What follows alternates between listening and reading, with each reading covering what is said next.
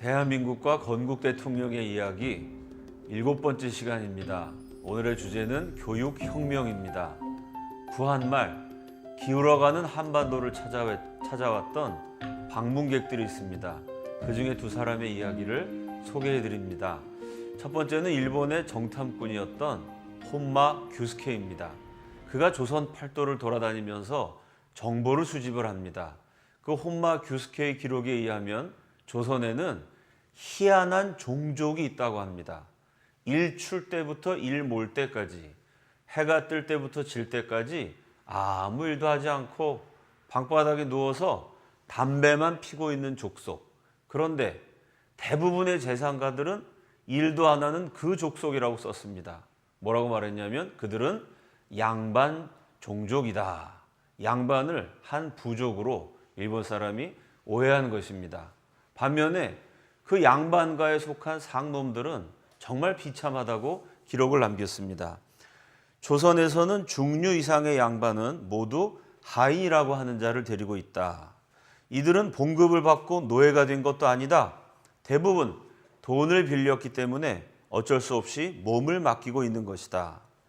일단 하인이 되면 자자손손 영구히 주인 집의 천한 일에 복종하고 개나 말과 같이 일을 해야 한다. 장가를 가도 자식을 결혼시켜도 내 뜻대로 할 수가 없을 뿐만 아니고 일하거나 쉬거나 말하거나 침묵하는 작은 일에 이르기까지 자유로이 할 수가 없다. 배가 고프다고 해서 밥을 계속 먹을 수도 없다. 추워도 옷을 껴입을 수가 없다.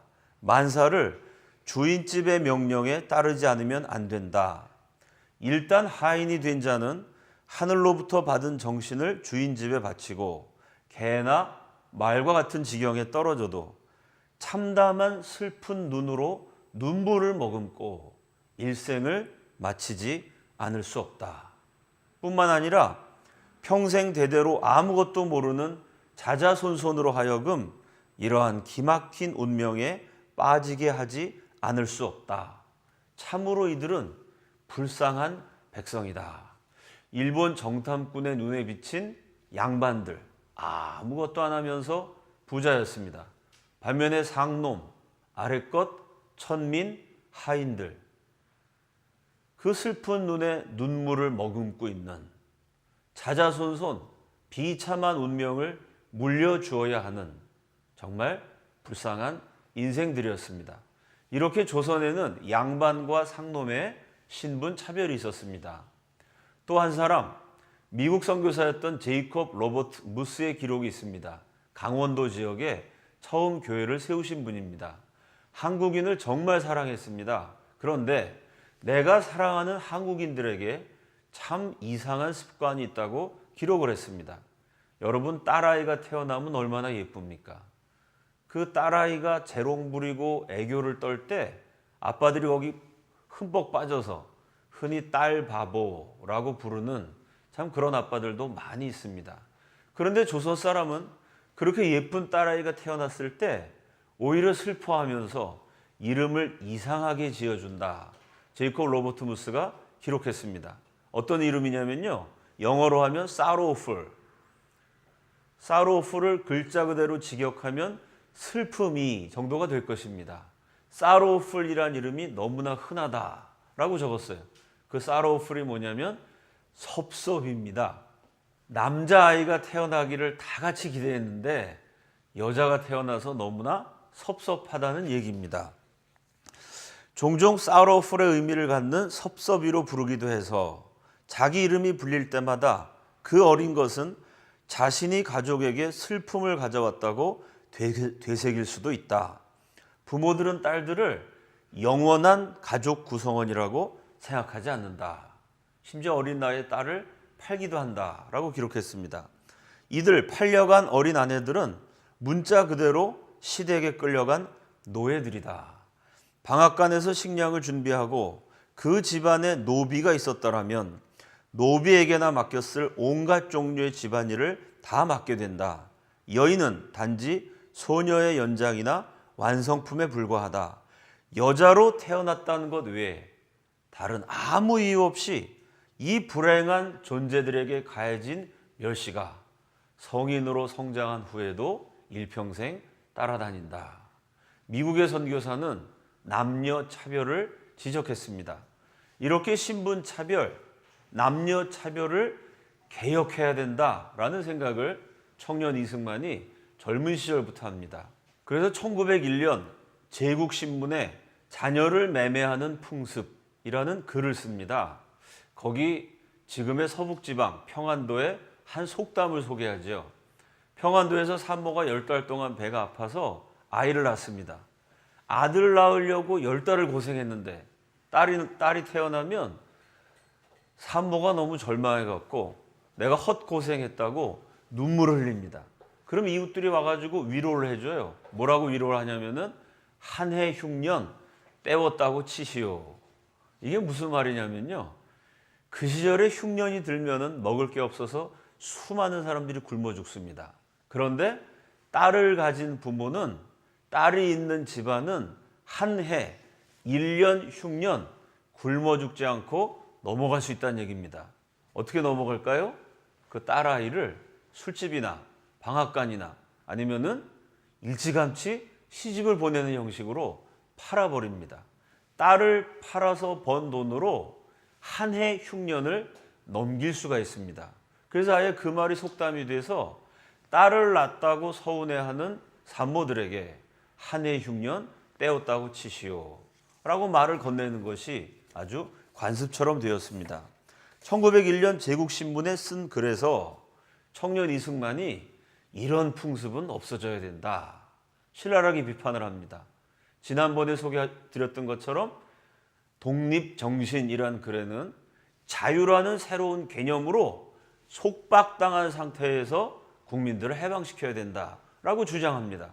그럼 속박당한 상태가 뭐냐? 첫째가 양반과 상놈의 차별이다. 이렇게 청년 이승만은 한성 감옥에 갇혀 있을 때 양반 상놈 신분 차별을 철폐해야 되고 남녀의 차별도 없애야 된다라는 생각을 가지고 문헌을 남깁니다. 미국 흥학 신법이라는 글도 썼습니다. 그 글에는 배움에 있어서는 남녀의 구별이 있을 수 없다. 주로 양반, 남자만 교육시켰던 시절입니다. 상놈, 여자도 양반, 남자와 똑같이 교육의 혜택을 받아야 된다. 신분 차별 철폐, 그리고 전 국민에게 교육을 시키는 교육혁명의 꿈을 감옥에서부터 간직했습니다. 독립운동을 할 때 자신이 감옥에서 가졌던 그 구상을 실천에 옮길 수 있는 기회를 갖게 됩니다. 1913년 이승만이 하와이에서 본격적인 독립운동을 시작할 때 제일 첫 번째로 한 일이 학교를 세우는 일입니다.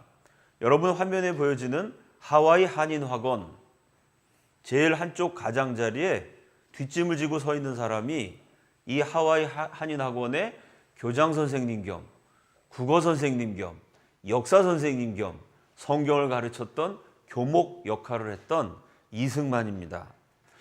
이 사진은 5,000년 우리 역사의 획을 그은 중요한 순간을 포착하고 있습니다. 이 사진 한 장 찍는데 반만 년 기나긴 세월이 걸렸다라고 말해도 과언이 아닙니다. 이 사진 한 장이 왜 중요한 증거가 되냐면요. 우리 역사상 처음으로 남녀 공학이 시작되었기 때문입니다. 여러분 보이는 사진처럼 남자 아이들과 여자 아이들이 같은 교실에서 같이 배웠습니다. 배움에 있어서는 양반 상놈, 남자와 여자의 구별이 있어서는 안 된다는 청년 이승만의 꿈이 현실에 옮겨진 것입니다. 그런데 우리 역사상 최초의 남녀공학 학교라고 하면요. 그전에는 남자만 교육시켰습니다.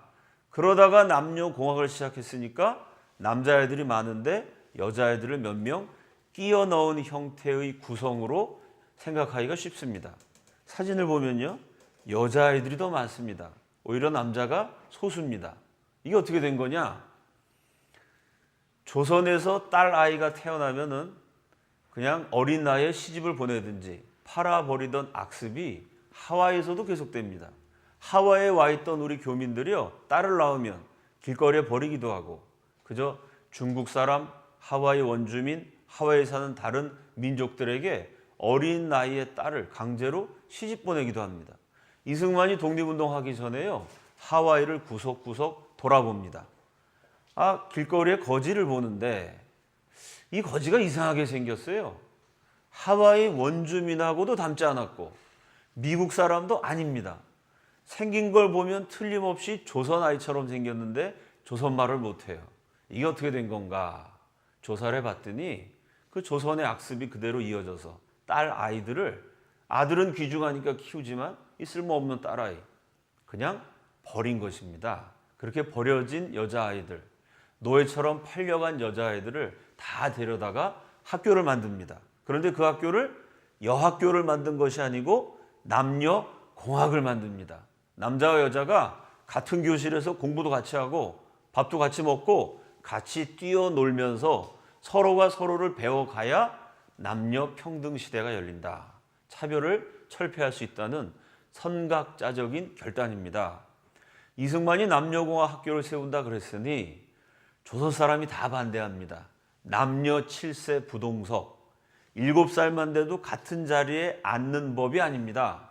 그런데 같이 앉아서 교육시킨다 그랬으니 이건 그 당시 조선인들의 사고방식으로 받아들이기 어렵습니다. 심지어 개명했다는 미국 선교사들도 말립니다.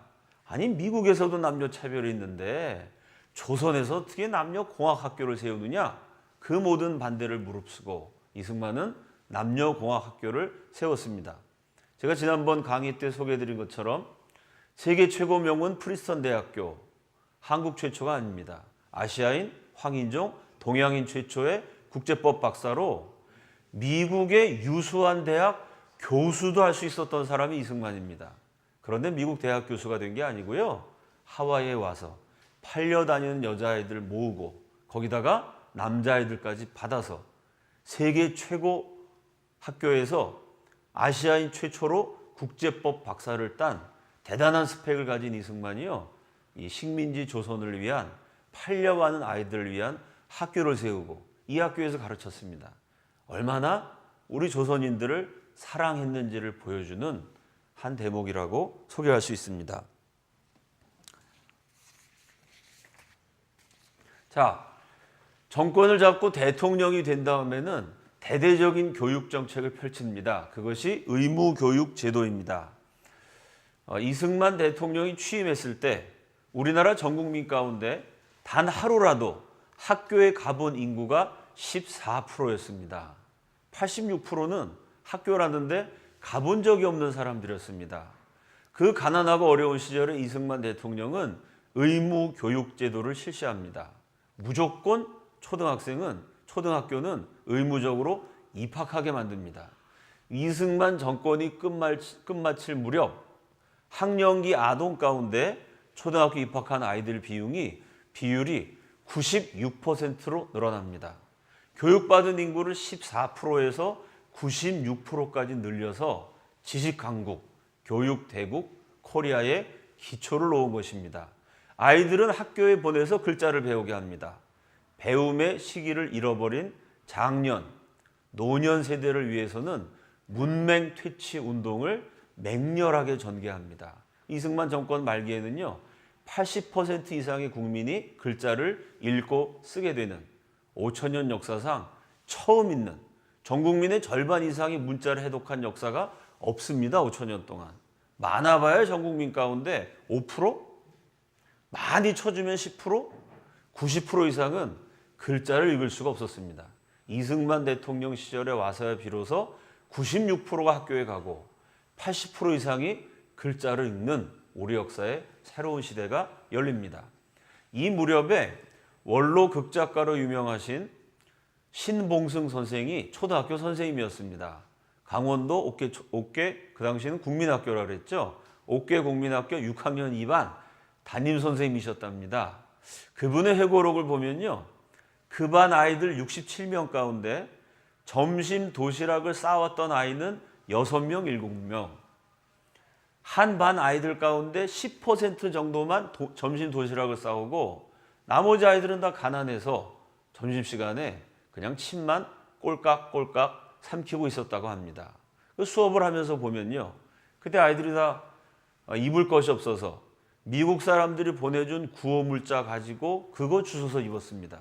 그 미국 사람이 한국 사람보다 체형이 크니까 옷이 제대로 맞을 리가 없습니다.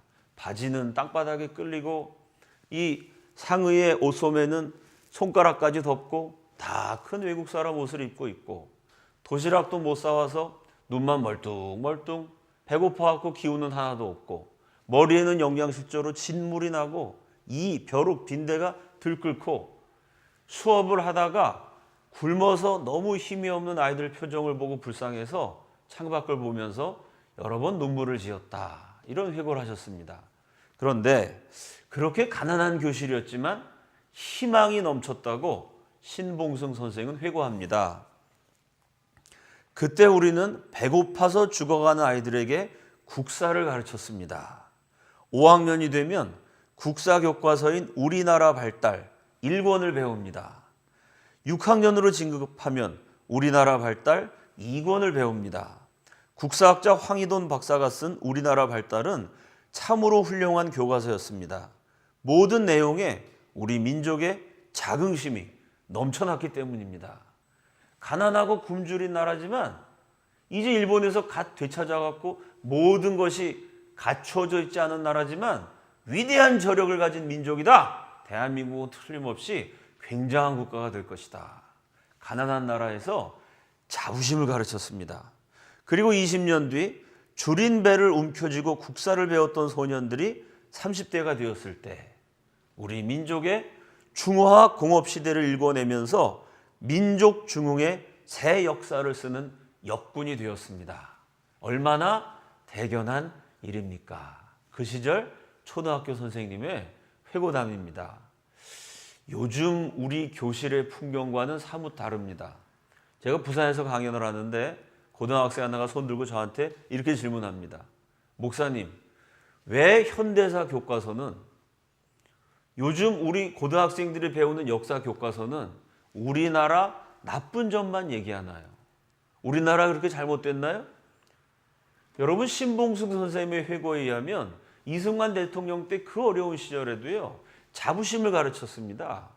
그런데 이 풍요한 대한민국에서 고등학생 아이가 저한테 질문한 내용이 왜 역사 시간에 대한민국은 태어나지 말아야 될 나라인 것처럼 첫 단추부터 시작돼서 모든 것이 잘못된 나라인 것처럼 저 김일성, 김정일도 탄압했다는 내용이 없는데 대한민국 역대 대통령은 어쩌자고 국민들을 탄압만 했는지 왜 나쁜 내용만 가르칩니까? 요즘 아이들은 그렇게 질문합니다. 과연 교육이란 게 뭐고 역사 교육이 어떻게 되어야 되는가 생각해 보아야 할 문제입니다. 전 국민은 초등학교에서 글자를 다 배우겠습니다. 지도자들을 위한 또 다른 정책이 이승만 박사에게 있었습니다. 이승만 대통령이 집권하기 전 50년 동안 미국 유학을 갔던 사람 숫자 다 합치면 500명이 안 됩니다. 그런데 이승만 대통령 집권 11년 6개월 동안 연수, 유학, 다양한 형태로 무려 2만 명을 미국에 보냅니다. 그 가난하던 시절에요. 미국 유학 갈 돈이 없습니다. 이승만 대통령의 탁월한 외교 정책으로 한미동맹에 의해서 장학금을 받기도 하고 또 생활비를 보장받기도 하고 이렇게 가난한 나라의 엘리트 청년들이 미국 정부의 후원을 받아서 공부할 수 있도록 길을 열어줍니다. 이때 이승만 박사가 유학 혹은 연수를 보냈던 2만 명의 인재들 가운데 대표적인 인물, 전 국민이 다 알고 있는 바로 이분, 박정희 나중에 대통령이 되셨죠. 그때는 군인이셨습니다. 박정희 군인이 준장으로 진급했을 때 미국 연수를 보내서 세계 최강대국 미국에 대해서 배우도록 이승만 대통령이 기회를 줍니다. 그 이승만 대통령 시절에 발탁이 돼서 나중에 박정희 정권 시대까지 계속해서 우리나라 경제 발전에 중요한 역할을 담당하신 분이 신현확 부총리이십니다. 그분이 1950년대 이승만 대통령 시절을 회고하면서 이런 얘기를 했습니다. 1950년대는 식민지에서 갓 해방되어서 기반이 없었기 때문에 남아있는 기반도 6.25 전쟁으로 파괴가 되었기 때문에 무슨 일을 하든지 성과가 날 수 없는 시대였다. 뭐 경제라는 것도 어느 정도 기반이 있어야 그다음 경제 발전이라는 성과를 낼 수가 있겠죠. 기반조차가 없어서 무슨 일을 하든지 성과를 낼 수 없는 시대가 이승만 시대였습니다. 그런데 그 시대에 우리는 아이들을 가르쳤다. 이승만 대통령 시절에 교육시킨 아이들이 자라나 박정희 대통령 시절에 한강의 기적을 이루는 주역이 되었다. 이것이 우리 경제 발전되는데 큰 역할을 감당하셨던 신현학 총리의 회고입니다. 그래서 예전에는 한국 경제의 발전을 가리켜서 한강의 기적이라고 부르지 않습니까? 한강의 기적은 박정희 대통령의 업적이다. 이렇게 많이 얘기를 했습니다. 그러나 요즘은 역사의 해석이 조금 달라집니다. 원로 극작가였던 신봉승 선생의 말씀이나 경제 지도자였던 신현학 총리의 말씀이나 공통점이 있죠. 이승만 대통령이 사람을 길러냈고 박정희 대통령은 그 사람을 잘 지휘해서 경제를 일으켰다. 박정희 대통령의 업적은 눈에 보입니다. 고속도로를 깔았고 공장을 세우셨고 수출품을 만들었습니다. 이승만 대통령의 업적은 눈에 보이지 않습니다. 왜냐하면요, 고속도로를 깐 사람, 공장을 세운 사람, 수출품을 만든 사람을 교육했기 때문입니다. 그래서 한강의 기적은 사람을 교육시킨 이승만의 업적 더하기 그 사람들을 잘 지휘해서 폭발적으로 경제를 시킨 박정희 업적 두 분의 공동 작품이다 라고 해석하면 정확할 것으로 생각됩니다.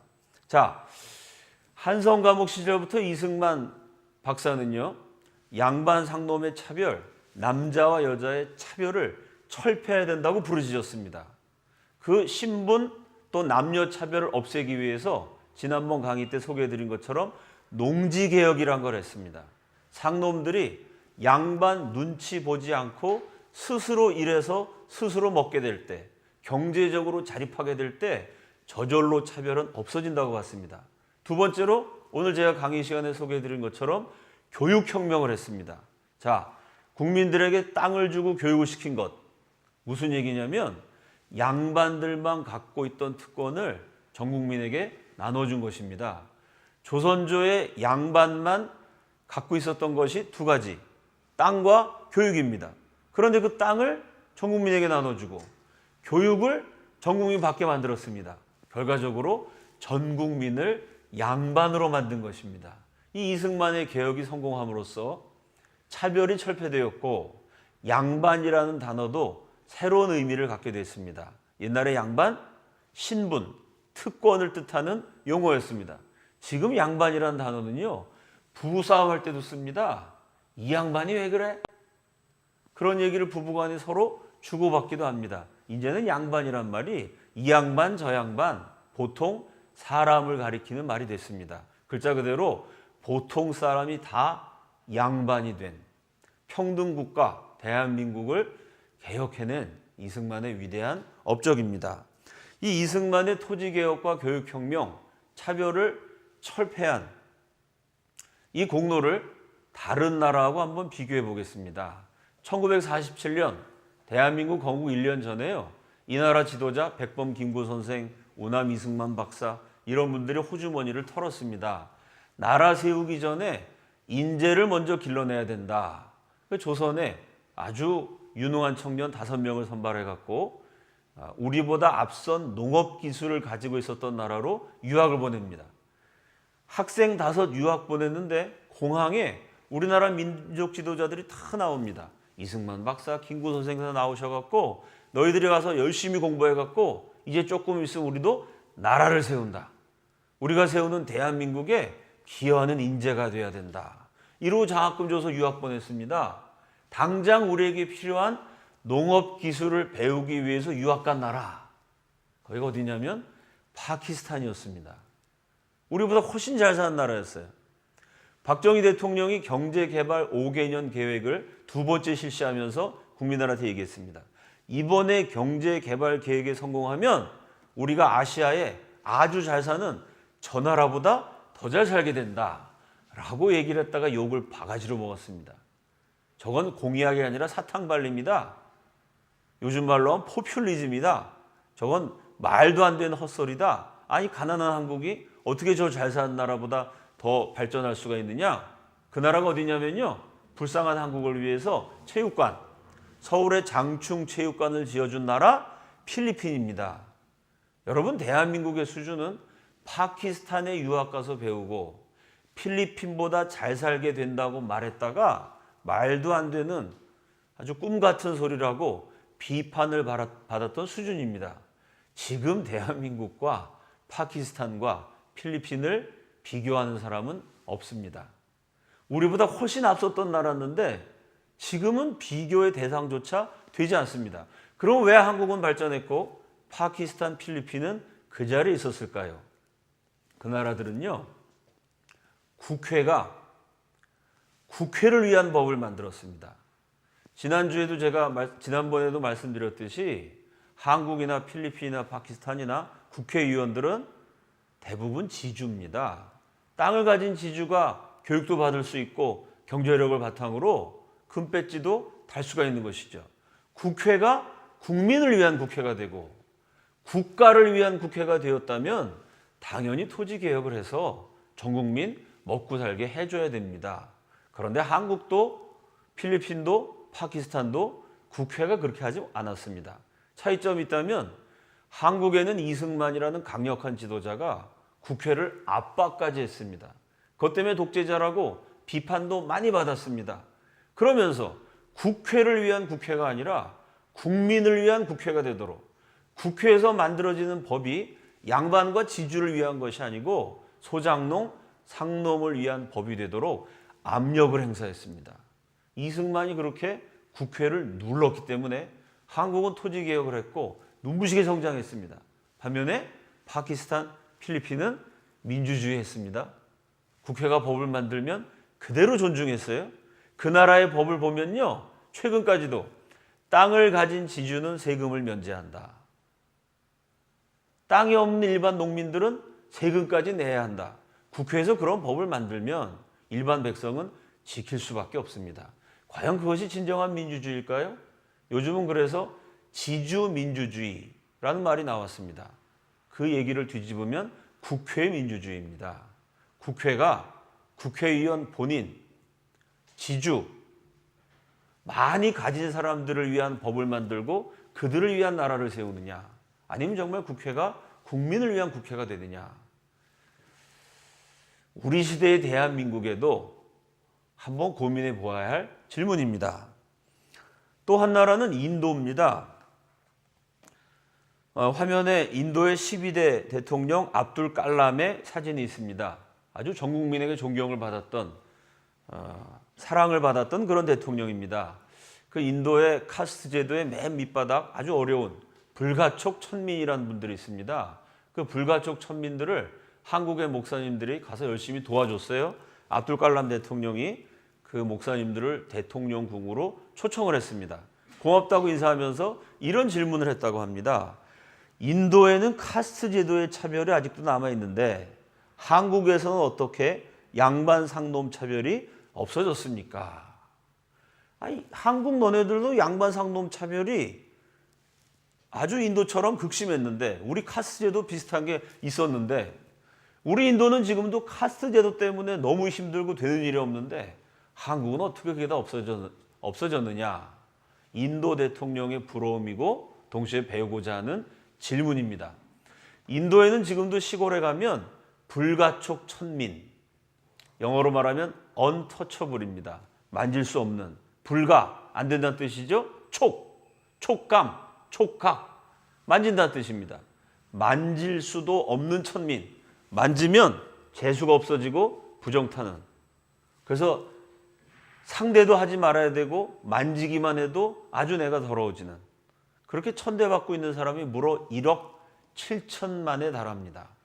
불가촉 천민은 지금도 쉽게 확인할 수가 있어요. 왜냐하면 목에다가 목걸이를 하는데 옹이 그릇 같은 것을 매달고 다닙니다. 인도는 비포장도로가 많고 먼지가 많이 나요. 걷다 보면 가래가 생겨갖고 사람들이 이렇게 막 침을 많이 뱉습니다. 그런데 불가촉 천민이요, 만지기만 해도 부정 타는데 만약 불가촉 천민이 땅에다가 침을 뱉으면 그 땅 전체가 다 저주를 받아갖고 동네 사람한테 맞아 죽습니다. 그래서 불가촉 천민은 목에다가 그릇을 딱 달아갖고 침을 요 그릇에만 뱉습니다.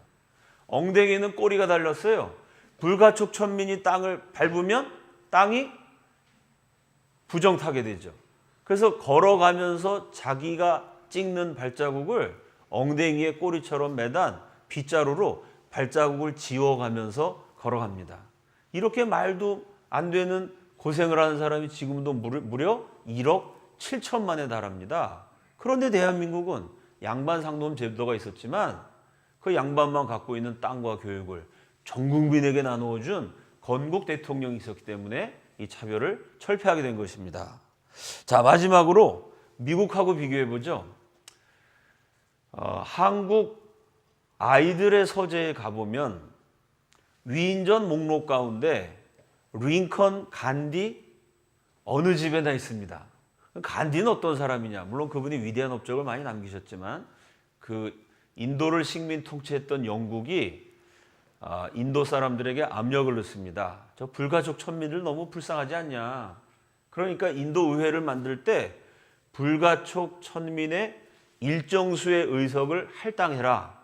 불가촉 천민도 국회의원을 내서 자신들의 권리를 대변할 수 있게 만들어라. 이 식민 통치하던 영국이 인도 자치의회를 구성할 때 그렇게 제안을 합니다. 그리고 실제로 그 불가촉 천민이라는 의석을 할당합니다. 그때 전 세계가 존경하는 위대한 마하트마 간디가 힌두교의 풍습에 의하면 카스 제도라는 게 있는데 왜 인도의 전통을 무시하냐 이러고 실제로 단식 투쟁을 합니다. 똑같이 신분 해방, 인간 해방의 선구자로 전 세계적 존경을 받는 분이 에이브러함 링컨 대통령입니다. 그 링컨이 노예 해방령을 선포한 게 1863년, 노예 해방령을 선포하고 100년이 지난 1963년에 미국 흑인 가운데 투표권을 가진 사람이 7%입니다.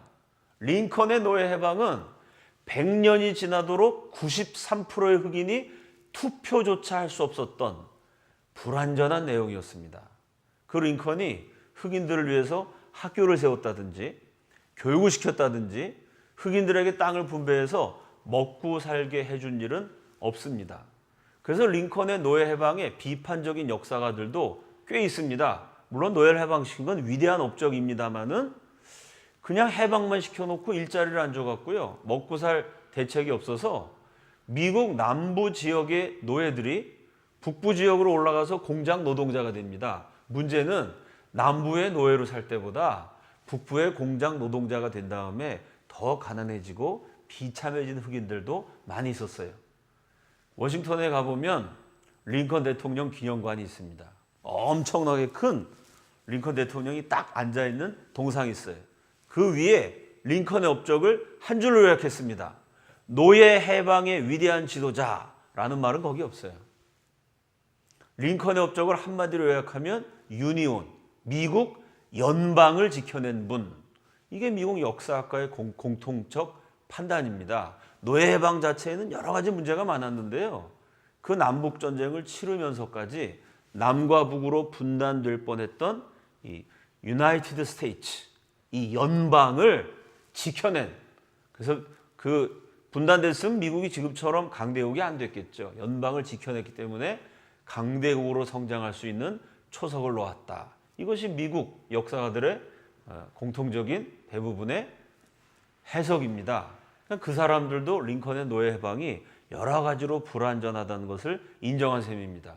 지금도 미국에 흑인 폭동, 인종차별 문제가 아주 얼마나 심각합니까? 그렇다면 링컨의 노예 해방은 투표권도 안 줬고 땅이나 먹고 살 기반을 마련해 준 것도 아니고 교육을 시킨 것도 아닙니다. 그와 대조적으로 대한민국 건국 대통령 이승만의 정책은 농지개혁으로 먹고 살 땅을 줬고요. 교육혁명으로 상놈 여자들까지 다 학교 가서 배울 수 있게 만들었고요. 또 대한민국 건국할 때부터 1948년부터 100% 양반 상놈 남자 여자 할 것 없이 전 국민에게 투표권을 주었습니다. 주었습니다. 이렇게 인간 해방의 선구자인 이승만은 독재자라고 낙인이 찍혀 있고 그냥 노예를 해방시킨다. 물론 위대한 업적이지만요. 여러 가지 면에서 불완전했던 링컨은 아주 노예를 해방한 대단한 영웅으로 이 나라의 모든 아이들이 배우고 있습니다. 역사를 기억하지 않는 민족에게 미래는 없다. 이런 얘기를 우리가 많이 합니다. 만고불변의 진리입니다. 우리의 역사를 기억해야 합니다. 이렇게 국민을 사랑하고 차별을 철폐했던 상놈 여자들까지 먹고 살 길을 마련해주고 교육의 혜택을 받도록 만들었던 인간 해방의 선구자가 이 나라의 건국 대통령이었습니다. 대한민국의 건국 정신을 이어받아서 오늘날 한국 사회에서도 수많은 차별이 아직도 존재하고 있지 않습니까? 사람을 차별하지 않고 사람을 존중해주는 그런 아름다운 나라를 우리가 다 함께 만들어 가야겠습니다. 오늘 강의는 이것으로 마치겠습니다. 감사합니다.